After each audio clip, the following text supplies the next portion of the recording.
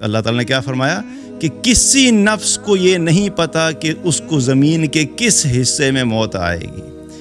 تو جہاں پہ جب وقت پورا ہو جائے گا اور جو جگہ مقرر ہے، جب یہ دونوں چیزیں آ جائیں گی تو پھر اللہ سبحانہ تعالیٰ کیا کہتا ہے کہ اس وقت کوئی نہیں بچا سکتا. اور اگر یہ وقت نہیں آیا تو پھر یاد رکھیں کہ کوئی دنیا کی طاقت جو ہے وہ ہماری جان کو نہیں نکال سکتی، کیونکہ اگر اللہ نے نہیں لکھا تو نہیں ہو سکتا. جو ہے وہ سکسیس کے اوپر باتیں ہو رہی ہیں تو ساری دنیا کی باتیں، تمہیں ملینئر کیسے بن سکتے ہو، ایک سال میں بلینئر کیسے بن سکتے ہو، ہر چیز کا فوکس اس وقت دنیا ہے. اور اللہ سبحانہ تعالیٰ بار بار ہمیں ریمائنڈ کراتا ہے کہ دیکھو اس دنیا کے دھوکے میں مت پڑنا، یہ متاع الغرور ہے، متاع قلیل ہے، یہ ختم ہو جائے گی، اس سے بہتر آخرت ہے. آخرت پہ فوکس کرو. اگر تم آخرت میں کامیاب ہوگے تو تم اصل کامیاب ہو. دنیا میں اگر تم نے جتنا مرضی بنا لیا لیکن تمہاری آخرت اگر تمہارے ہاتھ سے چلی گئی تو تم اللہ کے نزدیک ناکام ہو جاؤ گے. ہم جو زندگیاں گزار رہے ہیں وہ ایسی نہیں گزار رہے کہ جیسی اللہ چاہتا ہے، ہم اپنی زندگی ایسے گزار رہے جیسے ہم چاہتے ہیں. تو جب ہم اپنی مرضی کی زندگی گزاریں گے تو کبھی بھی اس زندگی کے اندر سکون نہیں آ سکتا. ہمارے اندر اگر اللہ سے ملاقات کا شوق نہیں ہے تو پھر کیا ہے کہ ہم دنیا میں بھی پریشان ہیں اور آخرت بھی پریشانی. کوئی بات نہیں، ابھی حالات تمہیں مشکل لگ رہے ہیں نا، یہ بھوک بھی ختم ہو جائے گی، یہ پیاس بھی ختم ہو جائے گی، یہ تھکن بھی ختم ہو جائے گی، یہ خوف بھی ختم ہو جائے گا. لیکن کہاں پہ ہوگا؟ آخرت میں ہوگا. یہاں پر تو زندگی ایسے ہی گزارنی ہے. اس لیے اپنا فوکس شفٹ نہیں کرو. جس وقت تم اس دنیا سے جاؤ گے، جب موت آئے گی، اللہ کو راضی کر کے گئے تو تمہارے جو ہے وہ اصل کامیابی اور سکون کا وقت شروع ہو جائے گا. میں رو اس لیے نہیں رہا تھا کہ مجھے موت کا ڈر ہے، میں رو اس لیے رہا تھا کہ میرے اللہ نے مجھے صرف ایک زندگی دی ہے اور میرے پاس صرف ایک زندگی ہے. میں اس کی خاطر صرف ایک زندگی ضائع کروں گا؟ اگر میرا اللہ مجھے 100 زندگیاں دیتا تو میں اپنے اللہ کی خاطر 100 دفعہ اس میں کودتا اور مجھے کوئی پرواہ نہ ہوتی. الحمدللہ رب العالمین والصلاة والسلام علی رسولہ الکریم وعلی آلہ واصحابہ اجمعین، اما بعد، فاعوذ باللہ من الشیطان الرجیم، بسم اللہ الرحمن الرحیم. رب اشرح لی صدری ویسر لی امری واحلل عقدۃ من لسانی یفقہوا قولی. ابھی ہم لوگ جیسا جانتے ہیں کہ پوری دنیا میں بڑے انسرٹن قسم کے حالات چل رہے ہیں، اور کہیں پہ اصل جنگ چل رہی ہے، کہیں پہ اکنامک وار چل رہی ہے، کہیں پہ جنگ ہونے کے چانسز ہیں. اور ظاہر سی بات ہے کہ ان حالات میں ایک عام انسان جو ہوتا ہے، جو خاص طور پہ اس سچویشن کے ساتھ ڈائریکٹلی لنکڈ ہوتا ہے، تو اس کے اندر بہت سارے جو ہے وہ اس کو خوف کی کیفیت ہوتی ہے، پریشانی بھی ہوتی ہے، فیوچر کے بارے میں سوچتا ہے کہ پتہ نہیں آگے کیا ہوگا، اپنے بارے میں سوچتا ہے، اپنی اولاد کے بارے میں سوچتا ہے، اور اپنی اگلی جنریشنز کے بارے میں سوچتا ہے. پھر ظاہر ہے کہ ہر طرح کے نقصان کا خوف ہوتا ہے کہ اگر یہ حالات ٹھیک نہیں ہوئے اور جنگ ہو جاتی ہے یا جنگ کنٹینیو ہوتی ہے تو مال کا کیا ہوگا، ہمارے ایسیٹس ہیں، ہماری آگے جنریشنز ہیں. تو یہ بڑے نیچرل قسم کے کنسرنز ہوتے ہیں، اور ہر انسان جو ہے وہ اس سے بہرحال کسی نہ کسی درجے میں امپیکٹ ضرور ہوتا ہے. اصل چیز جو ہے وہ یہ نہیں ہے کہ کیا اس کا اثر ہمارے پہ ہونا چاہیے یا نہیں ہونا چاہیے. اصل چیز یہ ہے کہ اگر انسان ان حالات کو سوچتے ہوئے ضرورت سے زیادہ ان کو اپنے اوپر حاوی کر لیتا ہے تو پھر اس کے لیے اس دنیا میں زندگی گزارنا بڑا مشکل ہو جاتا ہے. اسی لیے آپ دیکھیں بہت سارے لوگ ہیں جو ڈپریشن میں چلے جاتے ہیں. میں نے کتنے ایسے کیسز دیکھے کہ عام حالات میں جو ہے وہ ایک میرے جاننے والے ہیں، انہوں نے بتایا بھی کہ فلاں شخص ہے وہ ڈپریشن میں. ان سے پوچھا کہ بھائی کس بات پہ ڈپریشن میں ہو؟ کہتے ہیں مجھے صرف یہ ڈر لگا رہتا ہے کہ اگر میں مر گیا تو کیا ہوگا. اب یہ سوچ جو ہے کہ اگر میں مر گیا تو کیا ہوگا، اس سوچ کی وجہ سے وہ ڈپریشن میں چلے گی. مجھے مستقل موت کا خوف لگا رہتا ہے اس لیے ڈپریشن میں چلے گئے. تو یہ بڑی نیچرل قسم کی چیزیں ہوتی ہیں. لیکن میں نے سوچا کہ اس بارے میں تھوڑی بات کی جائے. میرے اپنے لیے بھی ریمائنڈر ہے کہ ہمیں ان حالات میں بحیثیت مسلمان کن چیزوں کو اپنے آپ ذہن میں رکھنا چاہیے تاکہ ہم ان حالات سے جو ہے وہ اچھے طریقے سے سائیکولوجیکلی کوپ اپ کر سکیں. تو پہلی چیز تو ہمیں جو ہے وہ یہ پتہ ہونی چاہیے کہ انسان اپنی زندگی میں اگر اپنے آپ کو ورسٹ کیس کے لیے تیار کر لے تو اس کے لیے ورسٹ کیس سے کم کی جتنی بھی چیزیں ہوتی ہیں اس کے لیے ہینڈل کرنا آسان ہو جاتا ہے. اب اگر ہم نقصان کی اگزامپل لیں تو انسان کی زندگی میں نقصانات مختلف قسم کے ہو سکتے ہیں. مال کا نقصان ہو سکتا ہے. اگر کسی کو کہا جائے بھئی تمہیں اتنے لاکھ کا یا اتنے کروڑ کا نقصان ہوا تو ظاہری بات ہے ایک بہت بڑا نقصان ہے زندگی کا, اس کی وجہ سے انسان ڈپریشن میں جا سکتا ہے. صحت کا مسئلہ ہو سکتا ہے, کسی انسان کی صحت بہت زیادہ خراب ہو جائے, کوئی بڑی بیماری آ جائے, کوئی کرونک ڈیزیز آ جائے, تو یہ بھی انسان کے لیے نقصان ہی کا سبب ہے. اسی طریقے سے جو ہے وہ امن و امان کی سچویشن نہ ہو یا کہیں پہ چوری ہو جائے, کوئی بھی نقصان ہو, تو یہ سارے نقصانات ہیں. لیکن سب سے بڑا جو نقصان کسی انسان کو ہو سکتا ہے وہ ہے جان کا نقصان. کیونکہ اگر جان کا نقصان ہو گیا تو آپ سمجھیں کہ سب کچھ ہی زیرو ہو گیا. اس کی مثال ایسے ہی ہے کہ اگر آپ سوچیں کہ کوئی ایک شخص جو ہے وہ بہت بڑا ملینئر ہے, کروڑ ارب پتی ہے, اور اس سے عام حالات میں اگر کہا جائے بھی تم 5 کروڑ روپیہ دو, تو کوئی مانگے اس سے جا کے تو کبھی بھی نہیں دے گا, بھی میں تمہیں کس خوشی میں 5 کروڑ روپیہ دوں. لیکن وہی شخص اگر کڈنیپ ہو جاتا ہے, اور کتنے ہم نے کیسے سنے ہیں, مطلب کوئی انہونی بات نہیں ہے, بڑی بڑی سیلیبریٹیز, بڑے بڑے جو پولیٹیشنز ہوتے ہیں ان کے کتنے ہی کیسز ایسے سننے میں آتا ہے جی فلاں کا بچہ کڈنیپ ہو گیا اور اتنا رینسم مانگا, اتنا تاوان مانگا. اب اگر یہ کڈنیپ ہو جاتا ہے تو جب اس کو کڈنیپ کرنے کے بعد اس سے کہا جاتا ہے بھی ہم تمہیں چھوڑیں گے اگر تم 5 کروڑ روپیہ دو, تو یہ 5 کروڑ نہیں, یہ 10 کروڑ بھی دینے کے لیے تیار ہو جائے گا اگر اس کے پاس ہوگا. کس لیے؟ اپنی جان کو بچانے کے لیے. وہی 5 کروڑ روپیہ جو کچھ عرصہ پہلے تک یہ بالکل اس میں سے 1 روپیہ بھی دینے کے لیے تیار نہیں تھا, کیونکہ اس کو تھا کہ میرا نقصان ہو جائے گا. لیکن جب اس کو اس سے بڑے نقصان کا خطرہ ہوا کہ میری جان چلی جائے گی, تو اپنی جان کو بچانے کے لیے وہ 5 کروڑ کے, اگر اس کے پاس 10 کروڑ ہے تو وہ 10 کروڑ بھی کہے گا ہاں میں دینے کے لیے تیار ہوں, تم مجھے مارو مت, مجھے میری جان چھوڑ دو. تو انسان کی فطرت ہے کہ سب سے بڑا نقصان جو ہے وہ جان کا نقصان ہے. اب اگر ایک ایمان والا اپنے آپ کو اس چیز کے لیے پریپیئر کر دے کہ بھئی میں نے تو ویسے بھی جان میری جانی ہی ہے, میں تو آیا بھی اللہ ہی کے لیے ہوں, تو جب وہ اپنے آپ کو مینٹلی پریپیئر کر دیتا ہے کہ بھئی میں نے مرنا ہی ہے اور یہ میں چاہے جتنا مرضی کر لوں مجھے بہرحال موت آنی ہی ہے, تو پھر اس کے لیے باقی سارے نقصانات کو ہینڈل کرنا آسان ہو جاتا ہے. اور یہ چیز یاد رکھیں کہ موت جو ہے, یہ خوف موت کا, اس لیے ایک ایمان والا اس سے گھبراتا نہیں ہے, کیونکہ اس کو یقین ہوتا ہے کہ میری موت کا وقت اور میری موت کی جگہ میرے بنانے والے نے پہلے ہی مقرر کی ہوئی ہے, اور اس میں میرے اللہ نے مجھے کسی قسم کی کوئی انٹرفیرنس کی آپشن ہی نہیں رکھی. کیونکہ اللہ تعالیٰ نے قرآن میں کیا فرمایا, کل نفس ذائقۃ الموت, اللہ کہتا ہے ہر نفس نے بہرحال مرنا ہی ہے. تم جتنی مرضی کوشش کر لو, جتنی مرضی ٹیکنالوجی اپ گریڈ کر لو, جس حد تک مرضی چلے جاؤ, آج ہم آرٹیفیشل انٹیلیجنس کی بات کرتے ہیں, مطلب جہاں تک تم چلے جاؤ, لیکن جس کو میں نے روح دی ہے اس کی روح کو میں ایک دن ضرور نکالوں گا. اور تمہاری ساری ٹیکنالوجیز اور طاقتیں مل کر بھی اس ایک بندے کی جان کو نہیں بچا سکتے جس کے جانے کا وقت آ گیا ہے, وہ اور اس دنیا سے چلا جائے گا. تو ایک تو ہے کہ جانا ہی ہے. دوسری بات اللہ نے کیا فرمائی کہ جہاں جائے گا وہ بھی اللہ نے مقرر کیا ہوا ہے.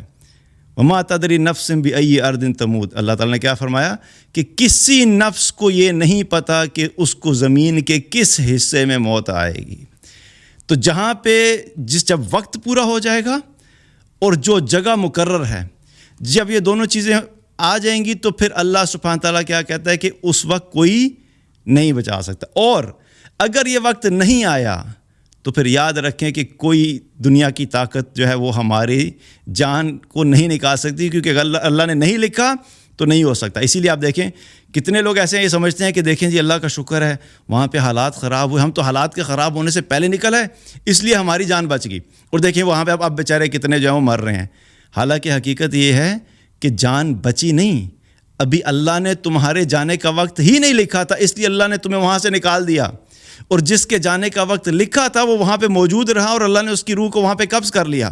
یہ ہمارا ایمان ہے کہ اللہ نے جب ہماری جان اور روح نکالنی ہے تو وہ اللہ تعالیٰ پھر ہمیں وہ یہ نہیں دیکھے گا کہ جگہ کیا ہے یا وقت کیا ہے یا ایج کیا ہے, جب وقت مقرر ہوگا تو نکلنی ہی ہے. تو جب ہمارا ایمان ہے کہ اللہ ہی نے ہمیں بھیجا اور اللہ نکالے گا روح, تو پھر اس سے انسان کو تسلی ہونی چاہیے کہ کوئی بات نہیں, جب مرنا ہے تو وہ تو مرنا ہی ہے.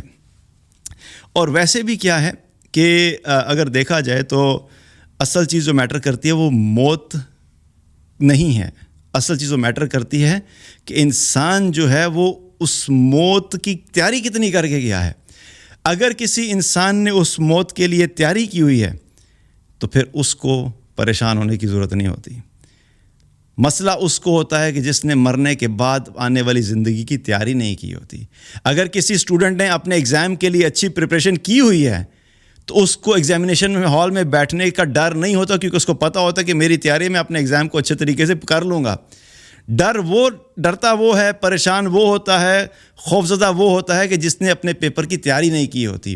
اور اصل میٹر کی چیز کیا ہے کہ اگر اللہ نے ہمیں زندگی دی ہے, ایمان والا تو زندگی ہی ایسے گزارتا ہے کہ وہ ہر وقت اپنی موت کی تیاری کر رہا ہوتا ہے. جب ہم نماز پڑھتے ہیں تو ہم کس لیے پڑھتے ہیں؟ تاکہ ہمیں پتہ ہے کہ ہم نے ایک دن مرنا ہے, اور جب ہم مریں گے اور اللہ کے سامنے کھڑے ہوں گے اور اللہ تعالیٰ کہے گا بھئی اس کی نمازوں کا حساب کھولو, تو جب حساب کھولا جائے گا تو ہمیں ہوگا الحمدللہ یا اللہ میں نے ساری نمازیں پوری پڑھی تھیں. رمضان کے روزے ہم کیوں رکھتے ہیں؟ کیونکہ ہمیں پتہ ہے کہ ہم نے مرنا ہے اور مرنے کے بعد اللہ کے سامنے کھڑے ہونا ہے. اور جب قیامت والے دن کہا جائے گا بھئی اس پہ جو روزے فرض کیے گئے تھے بتاؤ اس نے روزے رکھے کہ نہیں رکھے, جب میرا وہ حساب کھلے تم یہ لکھا ہو کہ ہاں بھئی اس نے اپنے روزے پورے رکھے تھے. اس کے اخلاق کو چیک کرو, اس کے والدین کے ساتھ حسن سلوک کو چیک کرو, اس نے اپنی بیوی کے حقوق پورے کیے, اپنے بچوں کے حقوق پورے کیے, اپنے پڑوسیوں کے حقوق پورے کیے, اس نے رزق کے حلال کمایا, رزق کہاں خرچ کیا, اور اس نے اب اس کو جو ذمہ داری دی گئی تھی کہ غریبوں کی مدد کرو, مساکین کی مدد کرو, جو مصیبت میں ہیں مصیبت زدہ لوگوں کی مدد کرو, اور اللہ نے جو دین دیا تھا اس دین کو خود بھی اپنی زندگی میں لے کر آؤ اور باقی ساری دنیا تک پہنچاؤ. کیا اس نے ساری رسپانسبلٹیز پوری کی ہیں؟ اگر یہ ہم نے رسپانسبلٹیز پوری کی ہوئی ہوں گی تو پھر ہمیں گھبراہٹ نہیں ہوگی. ٹھیک ہے, ایک وہ نیچرل گھبراہٹ ہے موت کی, اس کو تو کوئی رد نہیں کر سکتا, لیکن ایک انسان جو تیاری کے ساتھ جا رہا ہے اور دوسرا بغیر تیاری کے ساتھ جا رہا ہے, دونوں کے مائنڈ سیٹ میں زمین آسمان کا فرق ہے. تو جب موت تو آنی ہی ہے, بہرحال اصل چیز کیا میٹر کرتی ہے کہ ہم نے اس موت کے لیے تیاری کیا کی ہے اور موت کے بعد آنے والی زندگی کی تیاری کیا کی ہے. دوسری بات جو بہت امپورٹنٹ ہے وہ کیا ہے, ہمیں بار بار اپنے آپ کو ریمائنڈ کرانا چاہیے کہ جس دنیا میں ہم رہ رہے ہیں یہ بہرحال دنیا عارضی ہے. ہم جتنا مرضی زور لگا لیں, جتنا مرضی اپنی صحت کا خیال رکھیں, اپنی مینٹل ہیلتھ کا خیال رکھیں, اپنی فزیکل ہیلتھ کا خیال رکھیں, اپنے ارد گرد ماحول میں جو ہے وہ ہائیجین کا خیال رکھیں, صفائی کا خیال رکھیں, ایکسرسائز کریں, ورک آؤٹ کریں, جو کچھ مرضی کریں, بہرحال ہم نے اس دنیا کو چھوڑ کر جانا ہے. اور اللہ تعالیٰ نے اس چیز کو کانسٹنٹلی جو قرآن میں بار بار ہمیں ریمائنڈ کرایا, وہ اسی لیے کرایا کہ تم جب دنیا کی زندگی گزار رہے ہوتے ہو, تم دنیا میں اپنے روٹین میں مصروف ہو جاتے ہو, تم اپنی جابز میں مصروف ہو, بزنس میں مصروف ہو, خواتین جو ہے وہ گھر کے کاموں میں مصروف ہیں, سوشل لائف میں مصروف ہو, کوئی شاپنگ میں لگا ہوا ہے, کوئی جو ہے وہ اپنے کیریئرز کو بہتر کرنے میں لگا ہوا ہے, کوئی اپنے فیوچرز کو بہتر کرنے میں لگا ہوا ہے. تو ان سب چیزوں میں جب تم مصروف ہوتے ہو تو کیا ہے کہ تم اس چیز کو بھول جاتے ہو کہ تمہاری دنیا کی زندگی بہرحال عارضی زندگی ہے.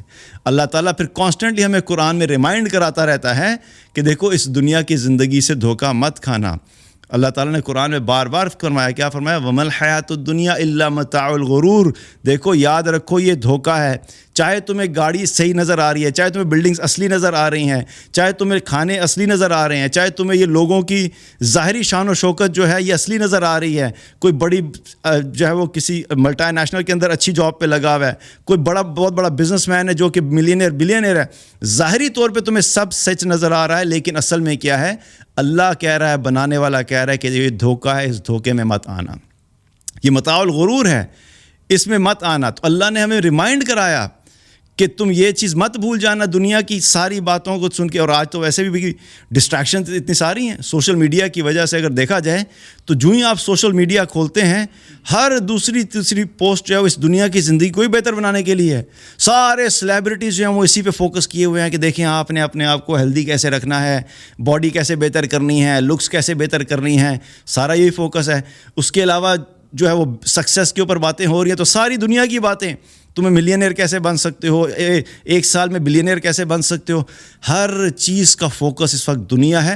اور اللہ سبحانہ تعالیٰ بار بار ہمیں ریمائنڈ کراتا ہے کہ دیکھو اس دنیا کے دھوکے میں مت پڑنا, یہ متاع الغرور ہے, متاع قلیل ہے, یہ ختم ہو جائے گی, اس سے بہتر آخرت ہے.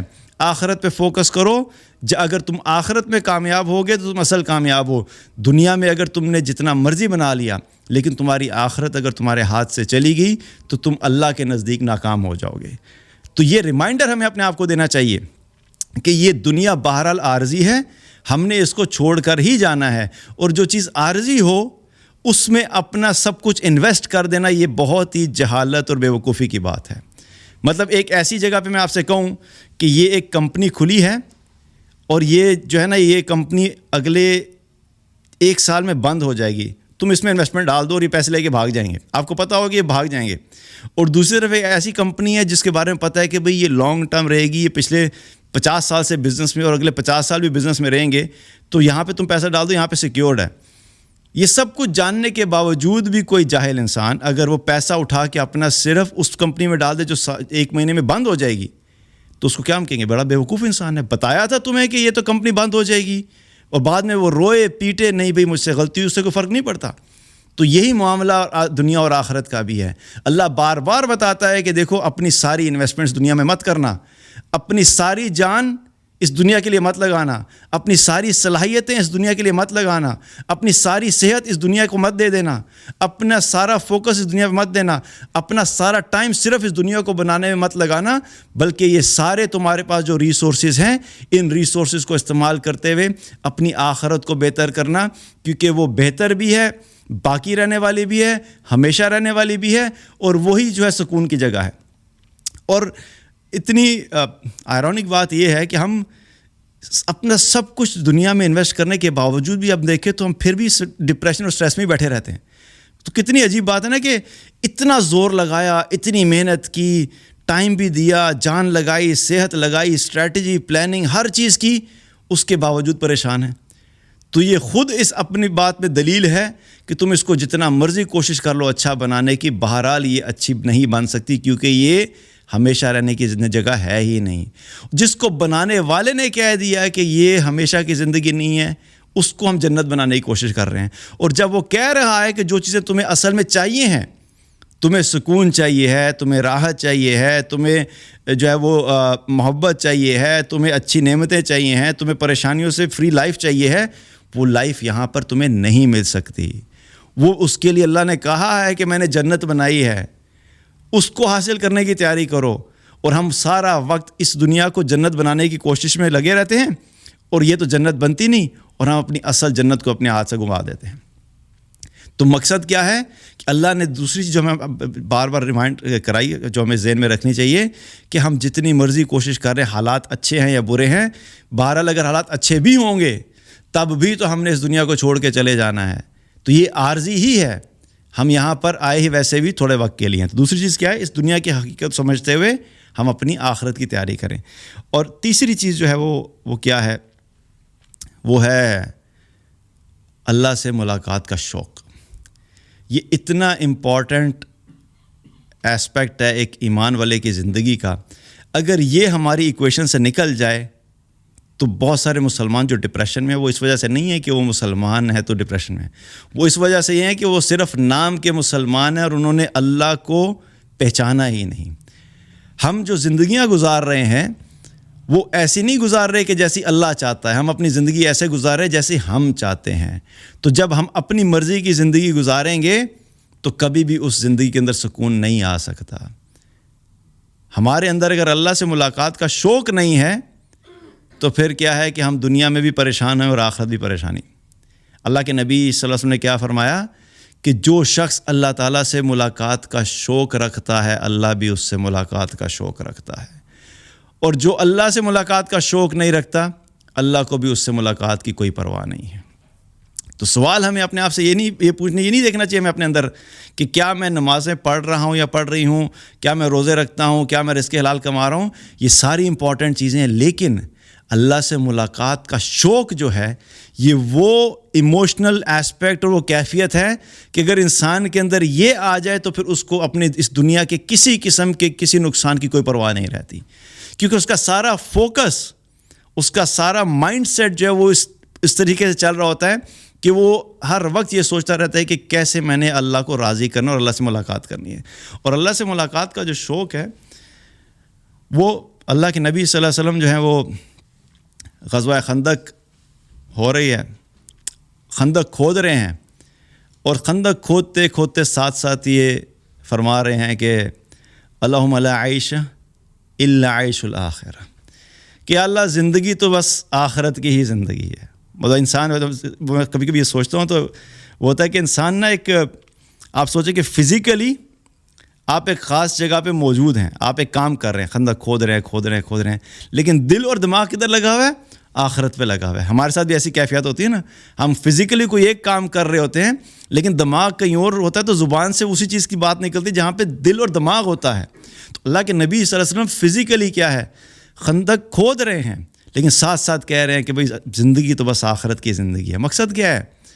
بتانا یہ چاہ رہے ہیں کہ دیکھو اس، مطلب صحابہ کو بھی یہ بتانا چاہ رہے تھے کہ دیکھو اس وقت تمہیں یہ سب مشکل لگ رہا ہے، ظاہرہ خندق کھود رہے ہو، گرمی ہے، پسینہ ہے، تمہیں تھکن ہو رہی ہے، گرد و غبار ہے، کھایا پیا کچھ نہیں ہے. کچھ صحابہ جو وہ پیٹ پہ پتھر باندھے ہوئے ہیں، اللہ کے نبی صلی اللہ علیہ وسلم خود پیٹ پہ پتھر باندھے ہوئے ہیں. اتنی مشکل زندگی اور اتنی مشکل سچویشن، دشمن کا خوف ہے، پتہ نہیں پیچھے فیملیز کا کیا بنے گا، مال کا کیا بنے گا، اگر وہ اٹیک کر دیتے ہیں تو ہماری زندگیوں کیا بنے گا. یہ ساری کی ساری پریشانیاں ہیں، لیکن ان تمام پریشانیوں کے بارے میں، ان پریشانیوں کے درمیان اللہ کے نبی صلی اللہ علیہ وسلم کیا ریمائنڈ کرا رہے ہیں کہ دیکھو بھائی زندگی تو بس آخرت کی زندگی ہے. کوئی بات نہیں، ابھی حالات تمہیں مشکل لگ رہے ہیں نا، یہ بھوک بھی ختم ہو جائے گی، یہ پیاس بھی ختم ہو جائے گی، یہ تھکن بھی ختم ہو جائے گی، یہ خوف بھی ختم ہو جائے گا، لیکن کہاں پہ ہوگا؟ آخرت میں ہوگا. یہاں پر تو زندگی ایسے ہی گزارنی ہے. اس لیے اپنا فوکس شفٹ نہیں کرو. جس وقت تم اس دنیا سے جاؤ گے، جب موت آئے گی، اللہ کو راضی کر کے گئے تو تمہارے جو ہے وہ اصل کامیابی اور سکون کا وقت شروع ہو جائے گا. جب تم جنت میں پہنچ جاؤ گے تو تم جو ہے وہاں پہ سکون تمہیں مل جائے گا. غزوہ احد چل رہا ہے، ایک شخص نبی کریم صلی اللہ علیہ وسلم کے پاس آتا ہے، ہاتھ میں کھجوریں اٹھائی ہیں اور کھجوریں کھا رہا ہے، اور آ کے پوچھتا ہے کہ یا رسول اللہ، اگر میں ان کفار کے ساتھ مقابلہ کروں اور ان سے مقابلہ کرتے کرتے مجھے موت آ جائے تو میں کدھر جاؤں گا؟ تو اللہ کے نبی صلی اللہ علیہ وسلم کیا فرماتے ہیں؟ تم جنت میں جاؤ گے. وہیں پہ کھجور پھینکتے ہیں، کھجوریں بھی نہیں کھاتے، مقابل کرتے، پھینکتے ہیں اور جا کے مقابلہ کرنا شروع کرتے ہیں اور وہاں پہ شہید ہو جاتے ہیں. کیا ہے؟ جب پتہ لگ گیا کہ بھئی آخرت ہی کامیابی ہے، جنت ہے، اللہ سے ملاقات ہونی ہے، تو یہ کیا دنیا کی کھجوریں، یہ کیا دنیا کی گاڑیاں، یہ کیا دنیا کے گھر، یہ کیا دنیا کے لمبی چوڑی پلاننگز، بھئی چھوڑو اس کو اور جائیں گے آخرت میں اللہ سے ملاقات کرتے ہیں. یہ وہ کیفیت تھی صحابہ کی کہ جب ان کے دل میں یہ یقین آیا کہ اصل کامیابی کیا ہے، وہ آخرت کی ہے، تو انہوں نے پھر اس دنیا میں رہنا تھوڑی دیر کے لیے بھی اس چیز کو نہیں، انہوں نے کہا بھائی جلدی جائیں نا پھر. اور یہی بات ہے، انسانی فطرت بھی ہے. آپ کسی ایسی مشکل کنڈیشن میں بیٹھے ہوئے ہیں اور آپ کو پتہ ہے کہ بھئی یہاں پہ بھی کھانا بھی نہیں ملے گا، سفر ہی کی کیفیت لے لیں، کھانا بھی نہیں ہے، پنکھا بھی نہیں چل رہا، گرمی پسینہ بری حالت ہوئی ہے، لیکن آپ کو پتہ ہے کہ ابھی میں نے گاڑی پکڑ کے اپنے گھر جانا ہے، وہاں پہ کھانا بھی اچھا ہے، اے سی بھی چل رہا ہے، نہاؤں گا، دھوؤں گا، آرام کروں گا، ریسٹ کروں گا، تو جلدی جانے کی کوشش کریں گے نا. ہم یہ تو نہیں کہیں گے نہیں ہم نے اس اسٹیشن پہ بیٹھے ہی رہنا ہے. تو یہ دنیا اور آخرت بھی معاملہ ہے. جب ہمیں یقین ہے کہ مرنے کے بعد اصل بہتر زندگی شروع ہونی ہے تو پھر کیا ہے کہ پھر ہمارے اندر یہ شوق پیدا ہوتا ہے کہ ہم اس دنیا کو چھوڑیں. آج ہم اس دنیا کو چھوڑنے کے لیے کیوں نہیں تیار؟ کیونکہ ہمیں یقین ہے کہ ہماری اصل زندگی یہی ہے. ہم یہیں پہ عیاشی کرنا چاہتے ہیں، یہیں کے کھانے انجوائے کر لیں، یہیں کی زندگیاں انجوائے کر لیں، یہیں کی گاڑیاں انجوائے کر لیں، یہیں پہ پیسہ بنا لیں.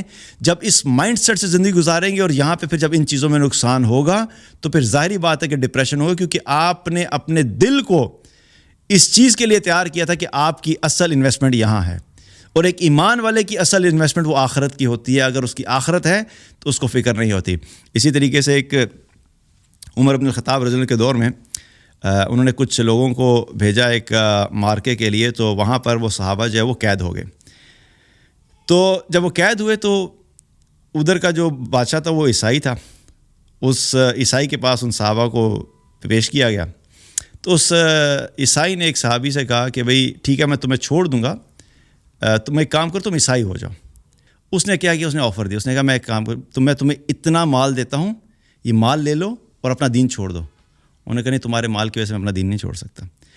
انہوں نے کہا میں تمہیں اپنی جو سلطنت ہے اس میں سے آدھا مال اور اپنی آدھی سلطنت دیتا ہوں، یہ لے لو، اسلام چھوڑ دو، عیسائی ہو جاؤ. انہوں نے کہا نہیں میں نہیں چھوڑ سکتا. اس نے جب دیکھا کہ یہ لالچ والی اسٹریٹجی کام نہیں کر رہی تو پھر اس نے چینج کیا. اس نے کہا اس کو میں ذرا ڈراتا ہوں. اس نے کہا اچھا. اس نے وہاں پہ کھڑا کیا، باندھا ان کو، اور تیر اندازوں کو بلایا انہیں، اور تیر اندازوں سے کہا کہ تیر مارنا شروع کرو، لیکن اس کو لگنا نہیں چاہیے، اس کے لیفٹ رائٹ لگتے رہیں تاکہ اس کے اندر ڈر ہو کہ تیر لگے گا تو یہ ڈر کے جو ہے وہ اپنا دین چھوڑ دے گا۔ وہ مارتے رہے، وہ کھڑے رہے، کوئی فرق نہیں پڑا۔ پھر اس نے اتنے میں کیا کیا، اس نے اگلی اسٹریٹجی کا ایکسٹریم کرتے ہیں، اس نے بہت بڑا ایک ڈرم سا لیا، اس کے اندر تیل ڈالا، اور تیل ڈالنے کے بعد اس تیل کو کھلایا، اور جو اس کے بعد جو قیدی تھے ان قیدیوں میں سے ایک قیدی کو بلایا اور اس قیدی کو اس کھولتے ہوئے تیل کے اندر ڈال دیا ان کے سامنے، اور یہ اپنی آنکھوں سے دیکھ رہے ہیں کہ وہ قیدی ظاہر ہے کھولتے ہوئے تیل میں گرا ہے اور وہ ختم ہو گیا، ظاہری بات ہے۔ جب انہوں نے یہ دیکھا نا تو ان کی آنکھوں سے آنسو جا رہے، رونے لگ گئے۔ تو اس نے دیکھا، اس نے کہا کہ لگتا ہے اب یہ اسٹریٹجی کام کر گئی، یہ گھبرا گیا، اب بھی آ جائے گا۔ وہ رو رہے ہیں صحابی۔ تو ان کو بلایا اپنے پاس، کہنے لگا ہاں بھئی اب تو تم ڈر گئے ہو، تو اب اپنا دین چھوڑ دو اس کی خاطر، اس سچویشن کو دیکھتے ہوئے۔ تو کہنے لگے کہ میں اپنا دین نہیں چھوڑوں گا۔ وہ کہنے لگے تم دین نہیں چھوڑو، تم رو کیوں رہے تھے؟ تو کہنے لگے میں رو اس لیے نہیں رہا تھا کہ مجھے موت کا ڈر ہے، میں رو اس لیے رہا تھا کہ میرے اللہ نے مجھے صرف ایک زندگی دی ہے، اور میرے پاس صرف ایک زندگی ہے، میں اس کی خاطر صرف ایک زندگی ضائع کروں گا۔ اگر میرا اللہ مجھے 100 زندگیاں دیتا تو میں اپنے اللہ کی خاطر 100 دفعہ اس میں کودتا اور مجھے کوئی پرواہ نہ ہوتی۔ تو یہ وہ ایمان تھا ان صحابہ کا کہ وہ اپنی آخرت پہ اور اللہ سے ملاقات کے بارے میں اتنا زیادہ ان کے دل میں شوق تھا کہ انہیں کوئی پرواہ نہیں تھی کہ میرا مال جاتا ہے، میری صحت جاتی ہے، میرا لائف سٹائل جاتا ہے، میری زندگی جاتی ہے، ایز لانگ ایز وہ اللہ کی خاطر جا رہی ہے تو مجھے اس کی کوئی پرواہ نہیں ہے۔ مسئلہ وہاں پہ آتا ہے کہ جب یہ سارے نقصانات ہماری دنیا کی خاطر ہوتے ہیں تب ہم گھبراتے ہیں۔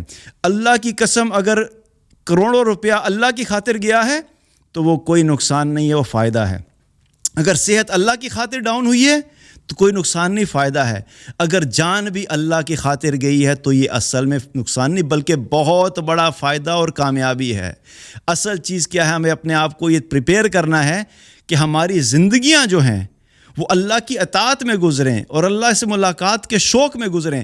جب ہم زندگی گزاریں گے اس لیے کہ ہم اللہ ہی کے لیے جی رہے ہیں تو پھر اس میں ہمیں نقصان کیا ہے؟ ہم تو چاہیں گے کہ اس رب سے ملاقات ہو، جس رب کے لیے نمازیں پڑھی، جس رب کے لیے روزے رکھے، جس رب کے لیے سجدے کیے، جس رب کے لیے نیند قربان کی، جس رب کے لیے اپنی صحت قربان کی، جس رب کے لیے اپنا وہ وقت جو ہے وہ دنیا کمانے میں لگا سکتے تھے اس سے نکال کے اس اللہ کے دین کی خاطر محنت کی، اتنا کچھ اس اللہ کے لیے کیا، تو پھر اس اللہ سے ملاقات کا شوق نہیں ہوگا کیا؟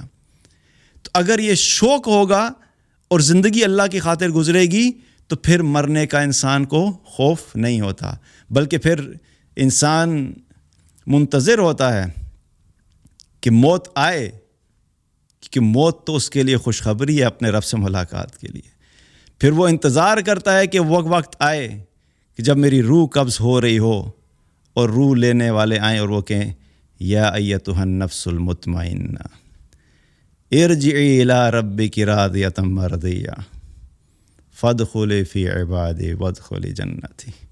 یہ منتظر ہوتا ہے، پھر یہ الفاظ سننے کے لیے وہ انتظار کرتا ہے کہ اللہ وہ وقت لے آئے کہ جب میری روح قبض ہو رہی ہو تو یہ فرشتے مجھے یہ کہہ رہے ہو کہ چل اے نفس مطمئنہ نکل، چل اپنے رب کی طرف، وہ تجھ سے راضی اور تو اس سے راضی۔ تو یہ ایمان والے کے لیے کامیابی کا سرٹیفکیٹ ہے جب اس کو موت پہ ملتا ہے۔ تو جو انسان اس مائنڈ سیٹ سے زندگی گزارے گا کہ ایسی کیفیت میں موت آئے تو اصل میں ہمارے لیے یہ کامیابی ہے۔ تو مقصد بتانے کا کیا تھا، یہ سب باتیں کہ ہمیں ان حالات سے پریشان نہیں ہونا چاہیے، گھبرانا نہیں چاہیے۔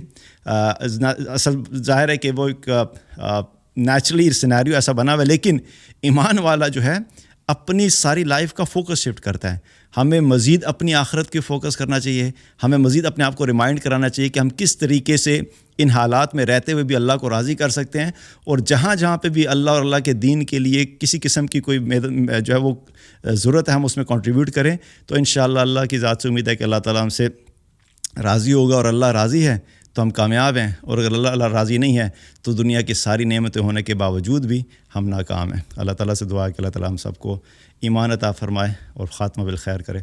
بارک اللہ علیہ ولکم۔ السلام علیکم ورحمۃ اللہ وبرکاتہ۔